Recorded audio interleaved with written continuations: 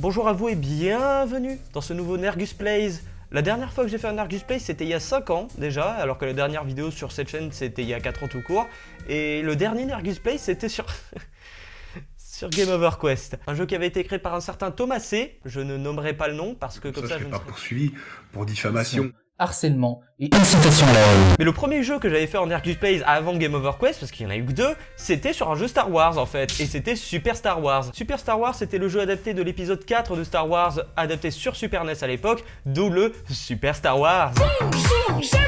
Et donc, si vous avez vu la miniature, peut-être pas genre vous avez pas vu la miniature, franchement arrêtez. Vous savez qu'on va parler d'un autre jeu Star Wars et un autre jeu Star Wars adapté d'un des films. Et donc ce jeu adapté d'un des films Star Wars que je vais tester aujourd'hui, c'est pas adapté de n'importe quel film.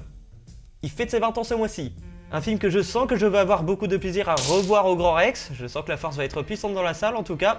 Un film qui est probablement mon Star Wars préféré et potentiellement le Star Wars préféré de plein de monde. Bon, je vous fais pas le mystère, c'est La Revanche des Sith.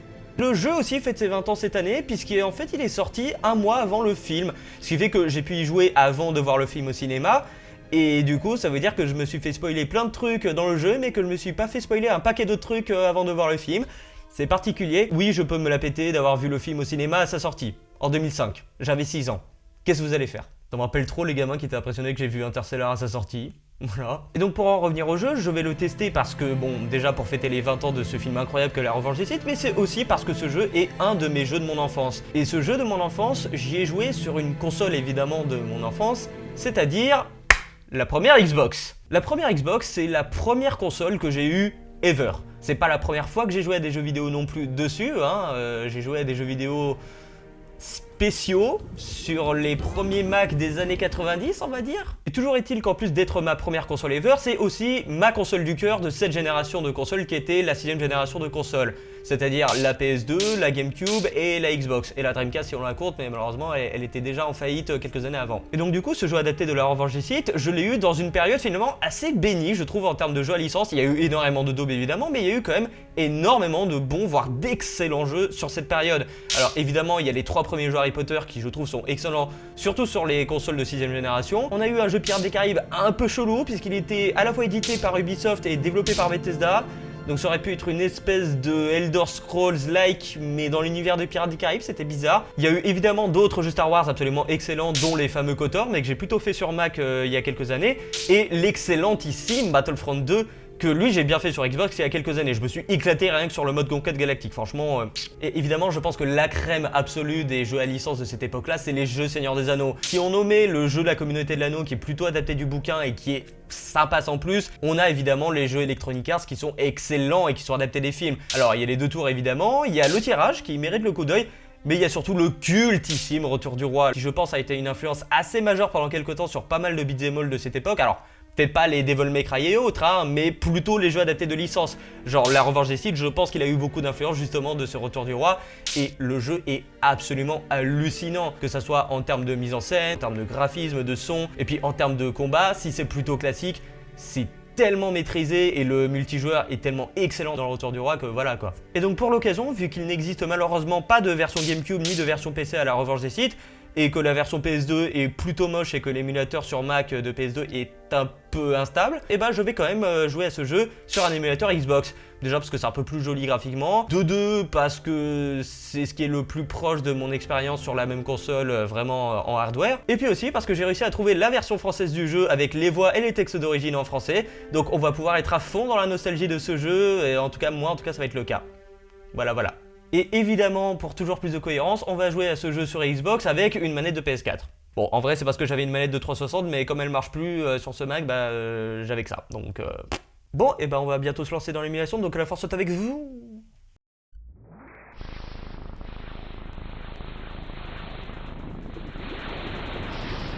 Ça, c'est l'opening de mon enfance. Tout le monde a grandi avec la PS2 ou la GameCube, moi c'est avec ça que j'ai grandi. Ah oui, petite curiosité aussi, je ne sais pas pourquoi, mais sur la version Xbox, en tout cas sur cette émulation là, il y a des artefacts verts de compression sur toutes les cinématiques. Oui, la cinématique d'introduction!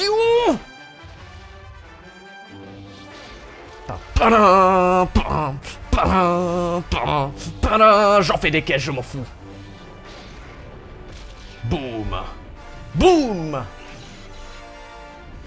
Tiens, prends ça dans ta gueule. les sabres laser, les combats de sabres laser, ils sont trop cool dans ce jeu. Ils sont pas du niveau exactement de technicité, on va dire, de Jedi Academy, mais franchement, pour un jeu console fait comme ça, et puis pour un jeu à licence vraiment fait assez rapidement, les combats de sabres laser, franchement, ils sont assez cohérents. En fait, ils sont faciles à faire, mais pas si évidents que ça à maîtriser. Donc franchement, il y a un peu de technique, et je trouve super bien foutu pour ce jeu. Bon, ça je pense que ça a été fait plus tôt pour la promo que pour le jeu en lui-même.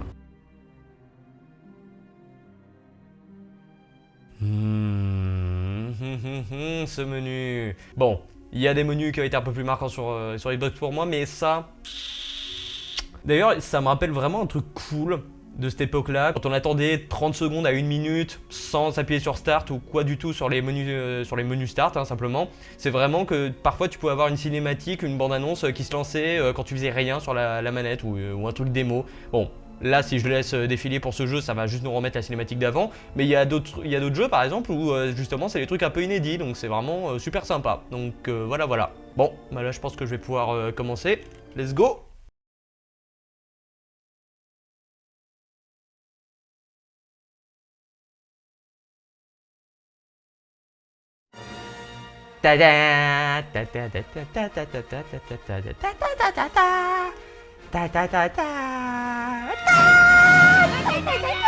Pardon, je me transforme en Ralph Wiggum. Revenge of the Sith. Tiens, petite anecdote, bon, que tout le monde connaît sûrement, mais à la base, le retour du Jedi devait s'appeler la revanche du Jedi. Enfin, du moins selon le producteur de l'époque. Sauf que, bah, George Lucas, il s'est dit, bah non, bah, Jedi, ça cherche pas la revanche. Avec une audace stupéfiante, le général Grievous, diabolique chef droïde, est entré dans la capitale pour enlever le chancelier Palpatine, chef suprême du Sénat galactique. Alors que l'armée séparatiste droïde tente de quitter la capitale assiégée avec son précieux otage, 2 chevaliers Jedi mènent une mission désespérée pour secourir le chancelier captif. Alors là, en gros, il raconte la fin de Clone Wars, la série 2D de Tarkovsky, et pas la série 3D un peu moche, qui a juste eu comme intérêt de lancer Rebels après. Parce que Rebels, franchement... c'est très cool. La première saison est un peu bateau, mais le reste devient très cool. Oui! Oh bordel, cette séquence. Une des meilleures séquences d'introduction de toute la saga. Et bon, imaginez quand j'ai 6 ans que je vois ça au cinéma.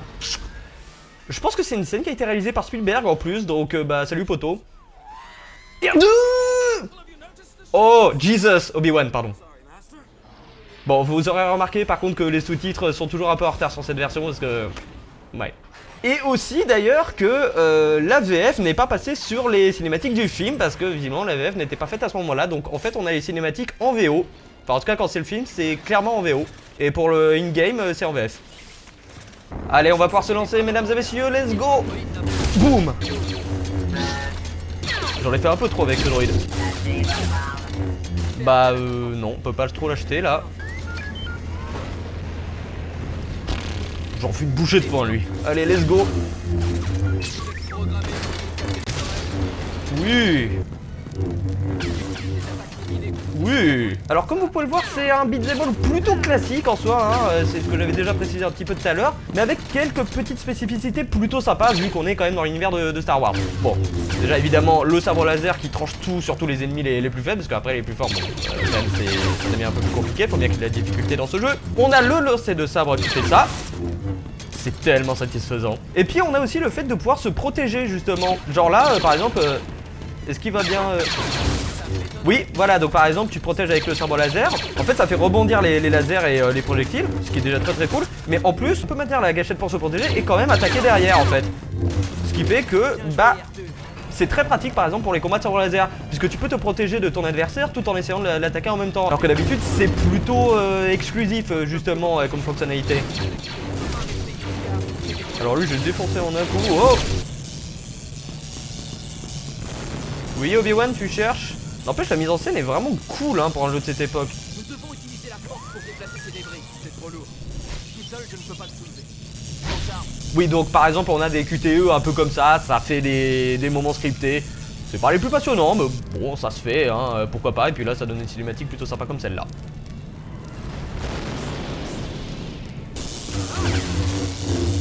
Bah, Obi-Wan, laisse-le-moi quand même Alors là on sent un peu surpuissant au début du jeu, mais il y a un moment donné où... Nous devons accéder à cette console Oui. Bonjour. Putain, ils ont bugué eux. Aïe.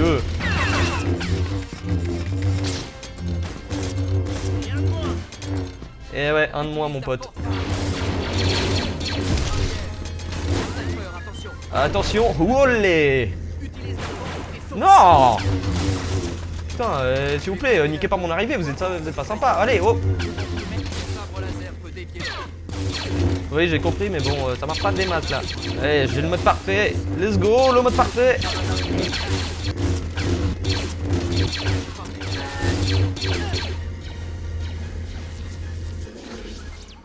R2 a réussi.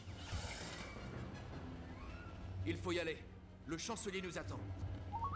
On va s'occuper de ça, R2. Surtout, ne t'éloigne pas. Alors, bon, je veux pas dire, mais quand j'ai vu le film en salle, après avoir joué au jeu, parce que le jeu est sorti un mois avant, autant dire que certaines des interactions qu'on trouve dans le film sont quand même meilleures que dans le jeu. Donc c'est un peu triste là d'avoir juste, ouais, R2 reste ici, alors qu'en vrai, il y a un peu de sarcasme, il y a un peu de camaraderie justement entre tous ces personnages. Mais bon.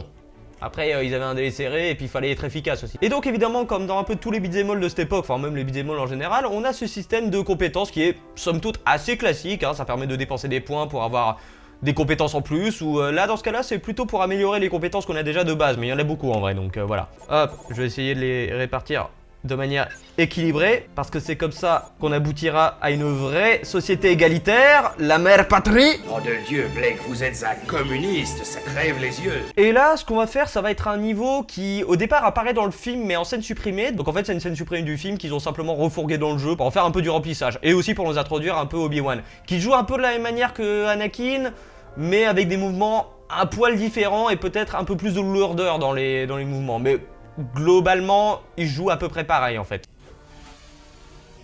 Bonjour Grievous. T'es cool dans ce film, mais t'étais quand même mieux dans Clone Wars. La série 2D encore une fois. Two Jedi have landed in the main hangar bay. Just as Count Dooku predicted.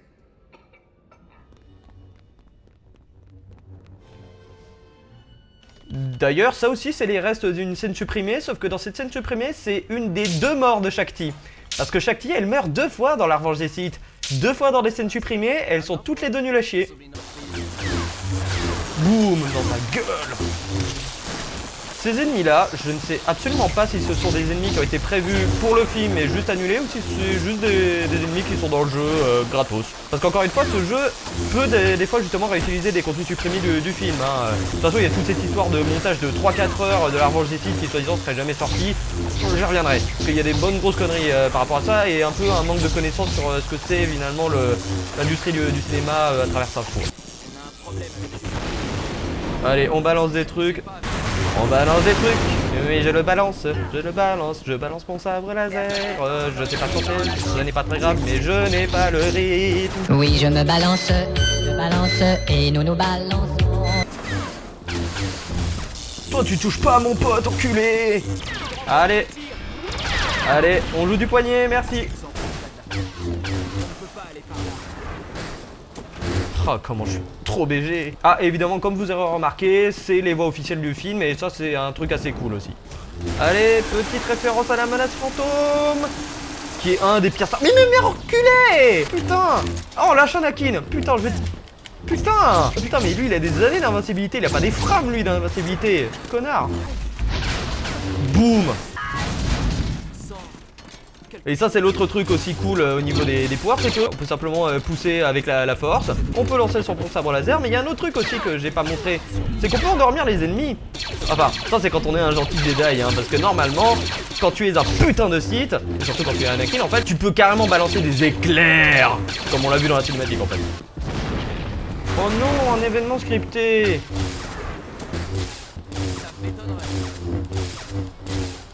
Putain, je peux lui faire ça pendant... Putain, mais quand est-ce qu'il crève? Donc, ça veut dire qu'il va y avoir un truc ouf. S'il y a une cinématique, c'est qu'il y a un truc ouf. Ah. Du coup, ça fait juste des espèces d'araignées chiantes comme dans plein d'autres jeux de ce type. Hein. Allez, on rebalance son sabre laser. Allez, on pousse des trucs encore. Détruisez ce tas de ferraille. Vous allez pouvoir tenir tout seul? Je vais essayer.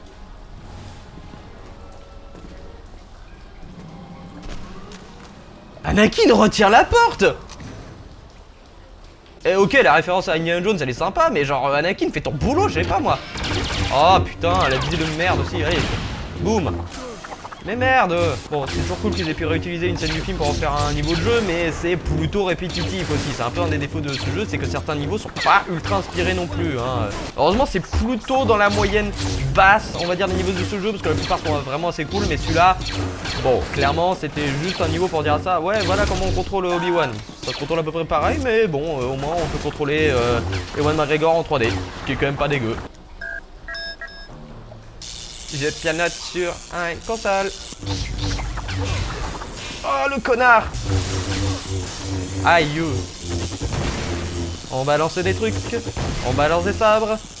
On balance des lasers. Et on a quasiment fini le niveau. Oui, c'est la fin. Voilà, voilà. Donc bon, effectivement, bah tiens par exemple cette partie là, on la voit dans la scène supprimée justement quand ils vont dans l'espèce de sas justement pour échapper à cette espèce d'huile couleur pisse là. J'ai pas compris. Bon, et du coup, par rapport à cette histoire de montage de 3-4 heures de la revanche des Sith, voilà ce que je sais à peu près du truc. Normalement, il y avait 1 heure de film qui était consacrée rien qu'à la partie sur le vaisseau pour sauver Palpatine, sur ce montage de 3-4 heures. Donc effectivement, 1 heure de film, ça veut dire qu'il y a plein de scènes supprimées, dont on voit certains bouts d'ailleurs dans les scènes supprimées sur le DVD et plus tard sur le Blu-ray justement de la revanche des Sith. Mais cette version de 3-4 heures là, genre j'ai vu plein de gens réagir à ça en mode waouh c'est incroyable, ça existe, faut vraiment la sortir et tout. Non. Non, c'est pas comme ça que ça marche. Déjà, premier truc, on n'est pas sur un cas comme Ridley Scott qui s'est déjà fait déposséder de certains de ses films. Genre la seule fois où George Lucas s'est fait déposséder de son propre film, c'était son premier, c'était THX 1138, et après ça, il a toujours fait en sorte justement de garder le dernier mot sur ses films. Et encore, THX 1138, c'était peut-être 5 minutes qui manquaient au film.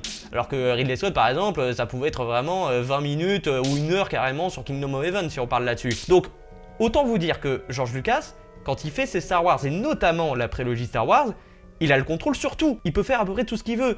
Donc, le montage de 3-4 heures de la revanche des Sith, dont on parle énormément, c'est très certainement une version de travail. Je ne pense pas qu'il y ait une version finie de la revanche des Sith qui dure vraiment 3 à 4 heures. Je n'y crois pas. Tout simplement parce que la version du film qu'on a de la revanche des Sith, c'est la version finale telle que l'a voulu George Lucas, même s'il a rajouté quelques trucs parfois pour le Blu-ray, c'est sa version finale. Et de deux, c'est archi courant. Il y a des films des fois qui durent peut-être moins de 2 heures qui ont des versions de travail de 3-4 heures. Et c'est normal, c'est des versions de travail.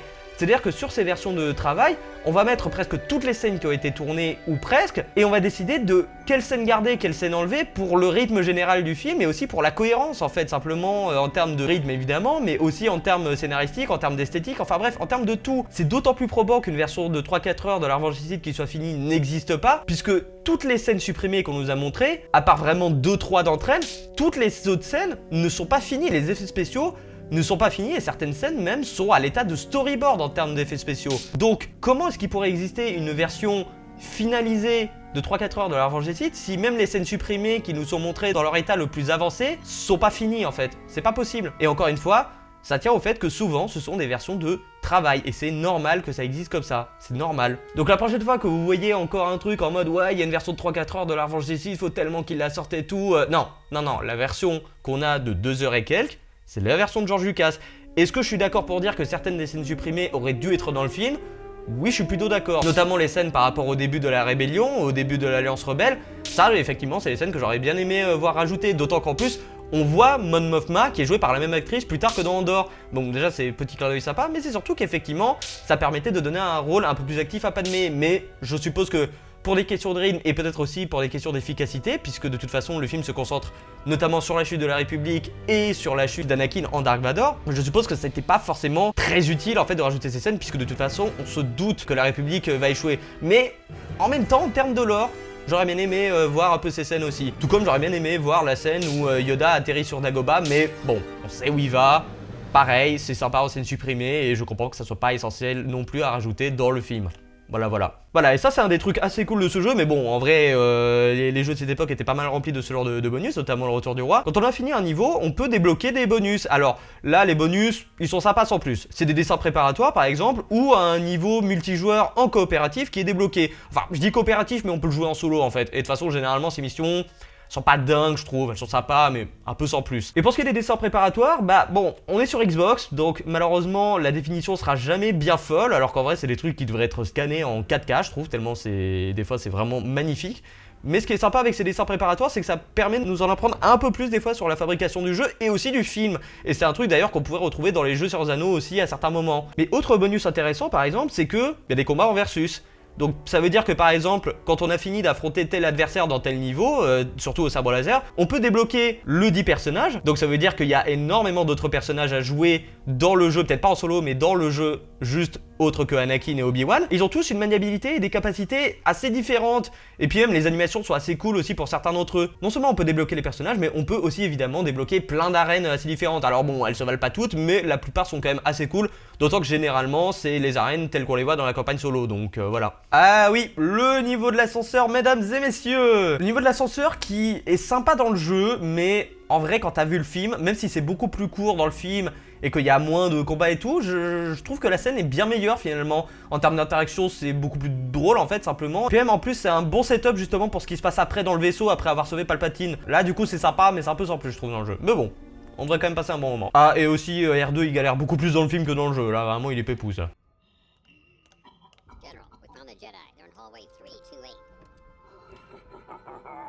Oui, normalement, il dit des trucs, il rit pas dans le film. Les droïdes de casse. Mais que font les droïdes des casses? Je vais endormir le droïde de casse.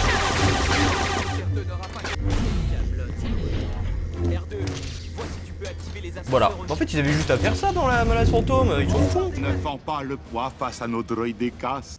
Allez, l'ascenseur, on y va, mesdames et messieurs. Putain, 0 sur la synchro labiale, les gars. Remarque, pas de mouvement d'élève, pas de synchro labiale, hein, donc pas de boulot à faire.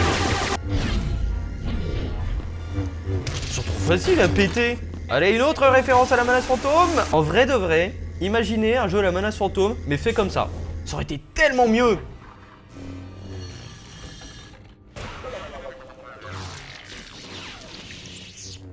Pareil, je préfère la scène dans le film. En fait, dans ce niveau, on attend vraiment, comme dans un ascenseur, hein, genre on fait des trucs, puis on attend qu'on soit arrivé. Ouais, je pensais pas que ça serait aussi méta comme niveau, mais voilà, on fait un peu du dégnommage, mais dans l'ascenseur. Oh putain, ces ennemis, ils saoulent. En plus, ils sont même pas dans le film.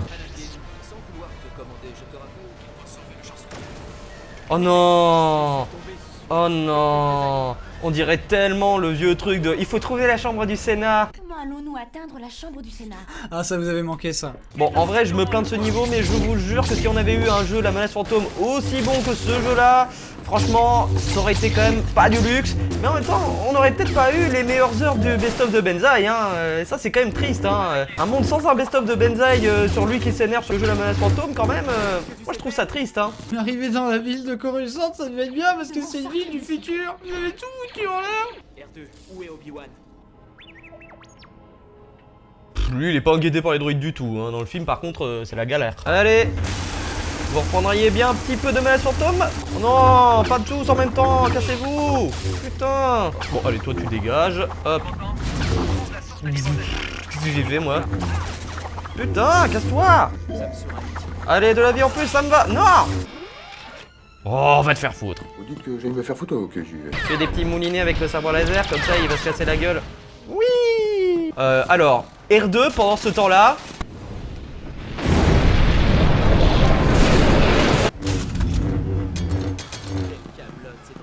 C'est pas trop gentil pour R2 ça. N'empêche, le truc qui m'a toujours fait délirer avec ces jeux à licence de l'époque, c'est que c'est genre, quand t'as besoin d'avoir un niveau justement qui soit reconnaissable du film, genre là l'ascenseur, mais par exemple ça peut être la montagne du destin dans le Seigneur des Anneaux, ou les Champs Nord, ou encore un autre niveau, bah tiens par exemple le niveau sur Mustafar aussi dans le même jeu, c'est que c'est genre, ok, c'est logique en termes de gameplay et tout, pour que ton personnage il puisse se déplacer vraiment autant que possible et tout, hein, pour que ça soit jouable, mais moi ça m'a toujours fait délirer quand je jouais au jeu et qu'après je regardais les films, de voir à quel point les lieux reconnaissables que, là comme l'ascenseur, ils sont rikiki dans les films. Genre l'ascenseur dans la Revanche des Sith, le film, c'est claustro quoi. Puis en plus, autant là ça va, tu peux vraiment faire le guignol avec ton sabre laser, mais dans le film c'est à peine il a le temps de sortir son sabre laser qu'il faut déjà qu'il s'accroche à quelque chose, hein. C'est quand même pas évident, hein. C'est pareil dans le Retour du Roi aussi, genre la montagne du destin, dans le film, faut vraiment pas avoir le vertige. Par contre, dans le jeu, c'est genre, ouais non, t'épouses, hein, vas-y je me balade.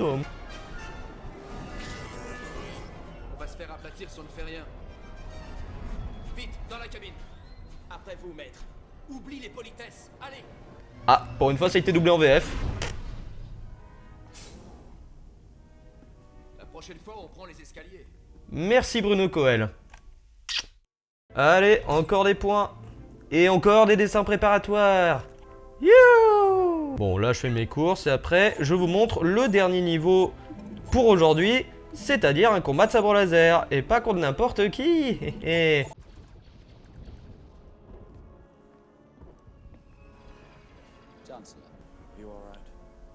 Do it. Désolé, mais cette scène, c'est vraiment do it. This time we will do it together. I was about to say that. Ladies and gentlemen, Christopher Lee. We don't want to make a mess of things in front of the Chancellor. You won't get away this time, Dooku. Just because there are two of you, do not assume you have. Ah, dialogue coupé du film. Allez. Aïe. Aïe. Oh le bâtard. Comment il fait mal. Remarque, il fait à peu près autant mal que dans le film, hein, d'une manière ou d'une autre. Ça pour le coup c'est plutôt bien retranscrit, effectivement. Les animations, le style de combat de Count Dooku, faut dire qu'ils ont eu pas mal de sources d'inspiration au niveau d'ILM, enfin au niveau de Lucasfilm plutôt. Mais vraiment c'était pas super facile à retranscrire quand même. Aïe.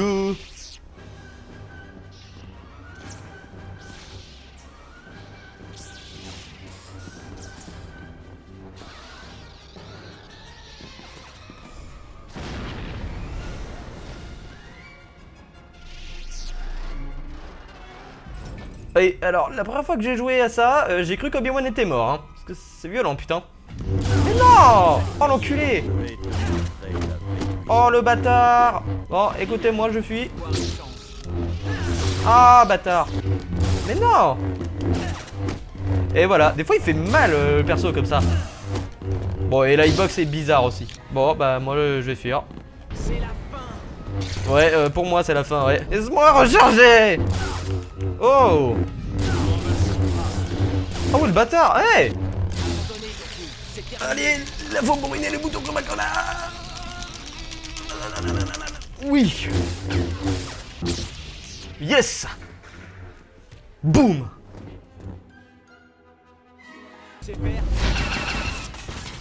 Ah, ce genre de petites animations j'aime bien. Non! Wow, putain, bâtard! Putain, il me vise de loin en plus. Eh, hey, c'est du harcèlement, poteau. Oui, la vie là-bas, la vie là-bas, la vie. Yes! Oui! J'adore! Genre, il lui a donné un dernier coup d'épée, il est en mode. Poteau. Bah oui, bah tu. Oui, bah poteau, tu m'as pas tué. Enfin, tu croyais que. Oh merde, il revient alors que je l'ai pas blessé. Bah oui, poteau, il a un sabre laser, il vient te défoncer. Petit clin d'œil sympa au retour du Jedi. J'aime bien ce plan. Oh! Yes! Et ce qui est bien, c'est que le jeu il est beaucoup plus PG-13 que le film. Parce que je vous dis pas comment il meurt dans le film. Et bah voilà, en tout cas j'en ai fini avec les niveaux de ce jeu, mais il me reste encore quelques trucs à expliquer par rapport au bonus du jeu justement. Déjà comme je le disais tout à l'heure, on peut débloquer des duellistes, comme il l'appelle ici, donc ça c'est pour le mode versus. Il y a aussi les arènes qui sont débloquées, donc là comme j'ai dit c'est à peu près les mêmes que dans la campagne solo, mais on peut y faire en versus. C'est trop cool. Il y a les niveaux en coopératif, mais qu'on peut faire tout seul en vrai, parce que franchement, c'est sympa si t'as un pote invité, mais bon, ils sont pas super fun ces niveaux-là. Non, il y a plus fun dans le multijoueur. Donc, il y a le fameux versus dont j'ai parlé. On choisit un personnage et si on a une deuxième manette, on peut choisir un autre personnage, mais sinon on peut les faire aussi tout seul. Hein. Le versus n'est pas obligatoirement multijoueur, même si c'est mieux avec des amis. Et ça, le versus, je me suis éclaté un petit moment dessus. Franchement, c'était très drôle. Avec mon frère aussi, on a passé pas mal d'heures là-dessus. Et d'ailleurs, pour vous montrer, voilà, là par exemple, on a que ces arènes-là, mais au fur et à mesure du jeu, on débloque beaucoup plus d'arènes. Et il y en a qui sont vraiment bien stylées. Ça, par exemple, c'est un peu l'arène de base. Et je pense que c'est à propos d'une scène supprimée du film, qui est aussi à propos d'un des personnages supprimés du film, qui était joué d'ailleurs par le chorégrapheur des combats, justement Nick Gillard. Petit clin d'œil sympa, mais qui malheureusement n'est pas dans le film. D'ailleurs, on n'en voit absolument aucun bout de scène supprimée. Il me semble que le seul bout en fait qu'on voit, c'est un screenshot dans un des bouquins officiels de l'époque en fait. Mais sinon, autrement, pas grand chose. Comme je disais, on a aussi les dessins préparatoires. Donc là, il y en a un paquet avec des descriptions, ma foi, plutôt sympa, même si bon, on n'est pas non plus sur de la 4K en termes de définition, hein. Je pense que ça passait pour la Xbox, mais franchement, ce serait bien d'avoir un remaster avec vraiment des scans en 4K de ces trucs-là, ou en 1080p au minimum. Et pour finir, la campagne, en fait, il n'y a pas que la campagne solo, il y a aussi des missions bonus. Là, il n'y a rien, parce qu'on n'a rien débloqué, mais normalement, il y a des missions très sympas. Il y en a une par exemple où on joue un des gardes de Grievous, donc on a une maniabilité vraiment très différente. On a aussi une mission sur la fin où on contrôle un personnage très important dans l'ordre Jedi, je ne vais pas dire lequel. Et on en a d'autres. Malheureusement, je pense pas que ces missions puissent se faire en multijoueur, et franchement, ça aurait été plus sympa que les missions multijoueurs qui nous ont fourgué à la fin, mais bon. C'est toujours ça. Donc si jamais vous voulez le faire, malheureusement, il n'est pas ressorti sur GOG ou sur Steam ou quoi que ce soit, mais vous pouvez aller sur la plateforme de GOG justement, je pense que c'est GOG Preserve, enfin, je mettrai le nom quelque part et peut-être un lien. Et si vous voulez voter justement pour que GOG s'occupe de ressortir le jeu sur la plateforme, bah franchement allez-y, hein. Moi j'ai déjà voté, j'ai déjà mis mon vote dessus, donc voilà. Bon, voilà, j'espère que cette vidéo vous aura plu, que ce Nergus Plays vous aura plu. Moi je me suis plutôt bien amusé, mais malheureusement c'est pas la première prise que vous voyez. La première prise, je l'ai filmée il y a une semaine et en fait la caméra avait arrêté de filmer au bout de 30 minutes. Voilà. Du coup, j'avais de la capture vidéo du jeu et de la capture son, mais j'avais pas de caméra sur tout le reste. Donc j'ai que les 30 à 45 premières minutes de rush qui étaient disponibles. Donc, du coup, c'est pas très intéressant à sortir en tant que vidéo finale. Par contre, en bonus sur Patreon, c'est intéressant. Parce que oui, j'ai ou j'aurais sorti un Patreon au moment où je sors cette vidéo. Et sur ce Patreon, vous pourrez bien évidemment me soutenir financièrement, parce que j'aime manger. Et manger dans 20-30 ans, ça n'existera plus. Ça, c'est dans l'abonnement de base. Et dans l'abonnement de base, à quoi vous aurez accès? Du soutien financier, vous serez crédité au générique. Et aussi, vous aurez accès aux vidéos un peu en avance, avant la sortie officielle sur YouTube. Comme ça, vous pourrez me faire des retours sur des choses à supprimer, à améliorer, à refaire, peut-être à ajouter aussi si jamais. Ou alors, vous pourrez juste profiter de la vidéo en avance comme des bons petits chanceux que vous êtes. Et comme je vous le disais, de toute façon, vous serez crédité en plus sur cette vidéo en tant que backer. Merci à vous. Mais en dehors de l'abonnement de base, il y a aussi un abonnement avancé ou Advanced Cucus. J'ai l'air con. Sur cet abonnement avancé, vous aurez accès aux mêmes avantages que sur l'abonnement de base, mais avec un petit truc que je trouve un peu sympa, c'est qu'en gros, vous aurez accès un peu à l'équivalent des bonus DVD Blu-ray de mes vidéos, ou du moins de ma chaîne YouTube. Je m'explique. Souvent, quand on tourne une vidéo ou quand on écrit une vidéo, il y a des choses qu'on va tourner, qu'on va supprimer ou qu'on va faire de manière très alternative. Donc, ça veut dire que forcément, il y a du contenu qui n'est pas dans la vidéo finale parce qu'il faut faire un choix, des fois. Moi, je peux comprendre, mais il y a des fois, j'aime bien partager un peu justement ces petites choses que j'ai pas pu ajouter, que j'ai pas pu mettre sur mon truc final. Donc c'est pour ça que sur cet abonnement avancé, vous aurez accès à certaines de mes vidéos, mais dans des versions précaires, dans des versions provisoires par exemple. Donc des V1, V2, V3. Ça dépend du type de vidéo, ça peut être des vidéos plus courtes où je vais faire ça, mais sur des Nergus Space ça n'a pas beaucoup d'intérêt, ou sur des history reviews justement ça n'a pas beaucoup d'intérêt. Mais des fois vous aurez accès à des commentaires coupés, ou à des scènes supprimées, ou juste des scènes qui sont exactement les mêmes mais dans des versions alternatives. Parfois vous aurez aussi accès à des commentaires audio de mes propres vidéos, c'est-à-dire que vous aurez la vidéo de base, mais avec moi qui commente par-dessus comme sur un film simplement, et où je donnerai des petites anecdotes par-ci par-là. Donc ça sera un peu comme un JDG anecdote, mais un Nergus anecdote. Voilà. Pas sûr que ça soit aussi ouf d'un coup, mais on sait jamais. Et là, vous vous demandez, c'est quoi l'intérêt exactement de tout ça? Bah déjà, ça me permet un peu de faire, comme je disais, mes propres bonus DVD Blu-ray, mais sur YouTube, de mes propres vidéos, de mon propre contenu. Ça, et ça vous donne aussi parfois un peu un aperçu des coulisses de ce que c'est la création sur YouTube. Alors, ça se fait un peu sur YouTube de temps en temps, mais je trouve ça plutôt rare, honnêtement.